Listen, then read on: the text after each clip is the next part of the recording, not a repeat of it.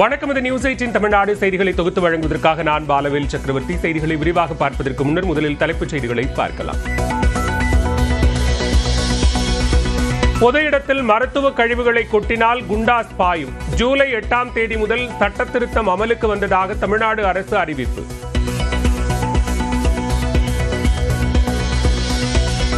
நெல்லை மாநகராட்சி குப்பை கிடங்கில் பயங்கர தீ விபத்து. புகை மண்டலமாக காட்சி அளிப்பதால் தீயை அணைக்க போராட்டம்.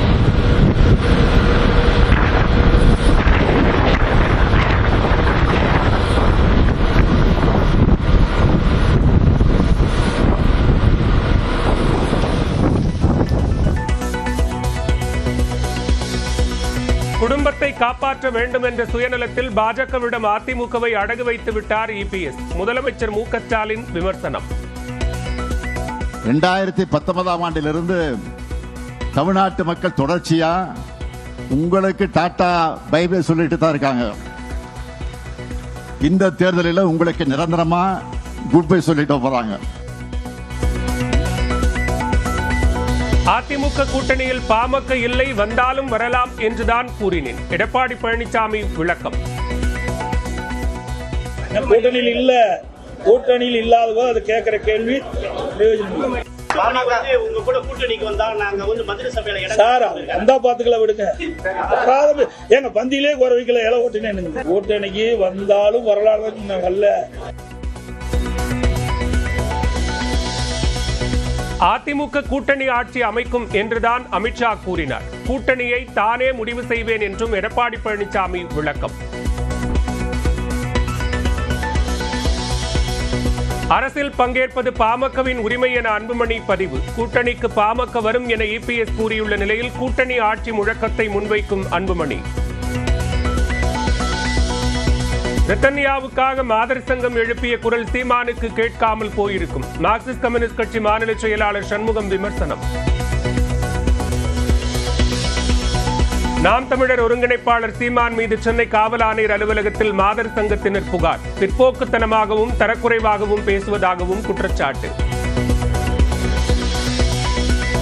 ரஜினிகாந்தை சந்தித்து எம்பியாக தேர்வான கடிதத்தை காண்பித்த கமல்ஹாசன். கமல்ஹாசனுக்கு வாழ்த்து கூறிய ரஜினிகாந்த். விஜயகாந்த் பிறந்த நாளில் தாவேக மாநாட்டை நடத்தும் விஜய். மதுரையில் ஆகஸ்ட் 25ஆம் தேதி மாநாடு நடைபெறும் என அறிவிப்பு.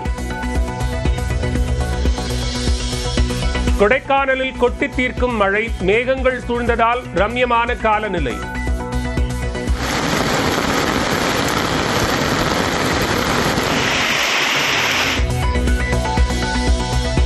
கோவை, நீலகிரி, தேனி, தென்காசி மாவட்டங்களில் இன்றும் நாளையும் கனமழை பெய்ய வாய்ப்பு. வானிலை ஆய்வு மையம் கணிப்பு.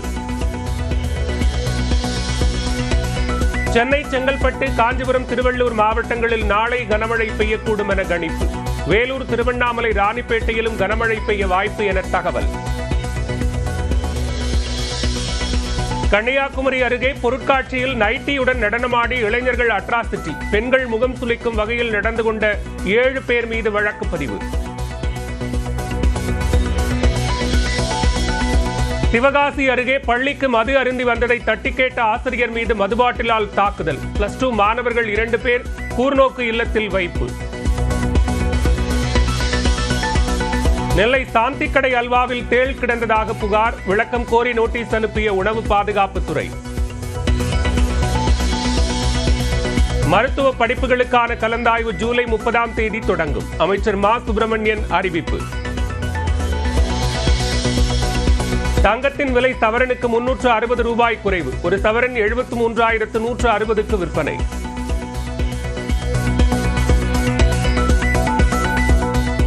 சென்னை உட்பட 11 மாவட்டங்களில் நாளை கனமழைக்கு வாய்ப்புள்ளதாக வானிலை ஆய்வு மையம் தெரிவித்துள்ளது. தமிழகத்தில் ஒரு சில இடங்களிலும், புதுவை மற்றும் காரைக்கால் பகுதிகளிலும் வரும் 22ஆம் தேதி வரை மழைக்கு வாய்ப்பிருப்பதாக வானிலை மையம் தெரிவித்துள்ளது.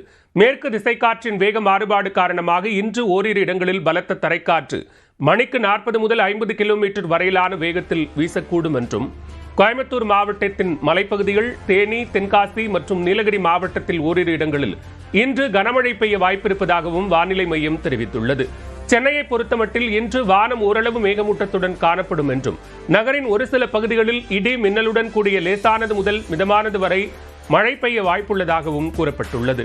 இதனிடையே கோயம்புத்தூர் மாவட்டத்தின் மலைப்பகுதிகள், நீலகிரி, தேனி, தென்காசி, வேலூர் ஆகிய மாவட்டங்களிலும், சென்னை, திருவள்ளூர், காஞ்சிபுரம், செங்கல்பட்டு, ராணிப்பேட்டை, திருவண்ணாமலை ஆகிய மாவட்டங்களிலும் நாளை கனமழைக்கு வாய்ப்பிருப்பதாக தெரிவிக்கப்பட்டுள்ளது.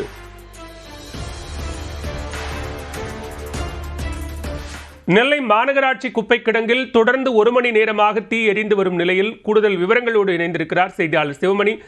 விவரங்களை பதிவு செய்யலாம். எப்படி தீ பற்றியது? திருநெல்வேலி மாநகராட்சிக்கு சொந்தமான குப்பை கிடங்கு நெல்லை சங்கரன் கோவில் சாலையில இருக்கக்கூடிய ராமையன்பட்டி கிராமத்தில் அமைந்திருக்கிறது. சுமார் 150 ஏக்கர் நிலப்பரப்புல இந்த குப்பை கிடங்கு அமைந்திருக்கிறது. நாள்தோறும் திருநெல்வேலி மாநகராட்சி பகுதியில் 55 வார்டுகள்ல 4 மண்டலங்கள்ல எடுக்கக்கூடிய குப்பைகள் 200 டன் குப்பைகள் அங்கே கொண்டு கொட்டப்படுகிறது.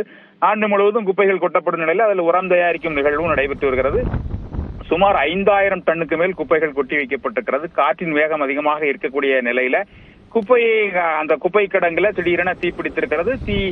யாரேனும் விசமிகள் தீ வைத்தார்களா அல்லது தன்னால் தீப்பிடித்ததற்கான காரணம் என்ன என்பது குறித்து விரிவான விசாரணை தற்போது நடைபெற்று வருகிறது. எனினும் தீயை அணைக்கும் பணி அப்படிங்கிறது தொடர்ந்து நடைபெற்று வருகிறது. பாளையங்கோட்டை, பேட்டை மற்றும் திருநெல்வேலி டவுன் பகுதிகளிலிருந்து 3 தீயணைப்பு வாகனங்கள் வந்திருக்கிறது. சுமார் 20க்கும் மேற்பட்ட வீரர்கள் தீயை அணைக்கும் பணியில் ஈடுபட்டு வருகிறார்கள். இந்த காற்றின் வேகம் அதிகமாக இருப்பதால் தீ மளமளான பரவி வருகிறது. தீயை கட்டுக்குள் கொண்டு வருவதற்கான நடவடிக்கைகள் எடுக்கப்பட்டு வருகிறது. திருநெல்வேலி மாவட்டத்தினுடைய ஆட்சியராக இருக்கக்கூடிய சுகுமார் சம்பவ இடத்திற்கு நேரில் வந்து ஆய்வு நடத்தி விரைவாக தீயை அணைப்பதற்கான நடவடிக்கை எடுத்து வருகிறார். இருந்த போதிலும் கரும்புகை காரணமாக அந்த பகுதி முழுவதும் கரும்புகை சூழ்ந்திருக்கிறது. பகுதி மக்கள் சுவாசத்திற்காக சுவாச கோளாறு ஏற்படுவதற்கான வாய்ப்புகள் இருப்பதால் உடனடியாக தீயை அணைக்க வேண்டும் என்று கோரிக்கை விடுத்திருக்கிறார்கள். இதுபோன்ற நிகழ்வு அப்படிங்கிறது ஒவ்வொரு ஆண்டும் இதுபோன்ற நிகழ்வு ஆடி மாதங்கள் இதுபோன்ற நிகழ்வுகள் நடப்பது வாடிக்கையான நிகழ்வாக இருக்கிறது. இருந்த போதிலும் தீயை அணைக்க விரைவாக அணைப்பதற்கான நடவடிக்கைகளை மாநகராட்சி நிர்வாகம், மாவட்ட நிர்வாகம் எடுத்து வருகிறது. விவரங்களுக்கு நன்றி சிவமணி. எதிர்க்கட்சி தலைவராக இருந்தபோது மு.க. ஸ்டாலின் பெற்ற மனுக்கள் என்ன ஆனது என்று அதிமுக பொதுச் செயலாளர் எடப்பாடி பழனிசாமி கேள்வி எழுப்பிய நிலையில் அதற்கு தீர்வு காணப்பட்டிருப்பதாக முதலமைச்சர் பதிலடி கொடுத்துள்ளார். அதிமுக ஆளுங்கட்சியா இருக்கும்போது திராவிட முன்னேற்ற கழகம் தலைவர் ஸ்டாலின் எதிர்க்கட்சி தலைவர் இருக்கும்போது ஊரா போனார்.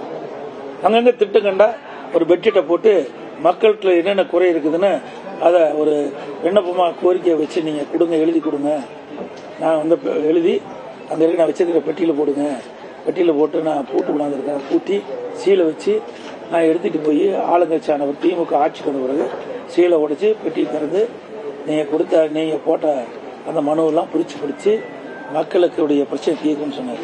அப்படி தீர்த்தா எதுக்கு இவ்வளவு பிரச்சனை இருக்குது? எல்லாமே ஒரு ஷோ.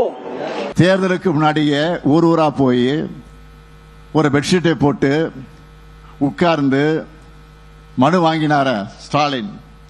அதெல்லாம் என்ன ஆச்சுன்னு அதிமேதாவி மாதிரி பேசுறாரு. சொல்றேன், பெட்ஷீட் போட்டு வாங்கின மனுக்களை எக்ஸல் ஷீட்டுகளாக மாற்றி மனுக்களை ஒர்க் ஷீட்டாக மாற்றி தீர்வு கண்டிருக்கிறோம். அது தெரியாம 4 வருஷமா குடும்பத்தோட ஸ்டாலின் இருந்தாரு சொல்றாரு. என் குடும்பத்தை பொறுத்த வரைக்கும் தமிழ்நாட்டு மக்கள் தான் என்றும் அவங்களோட தான் இருப்பேன்.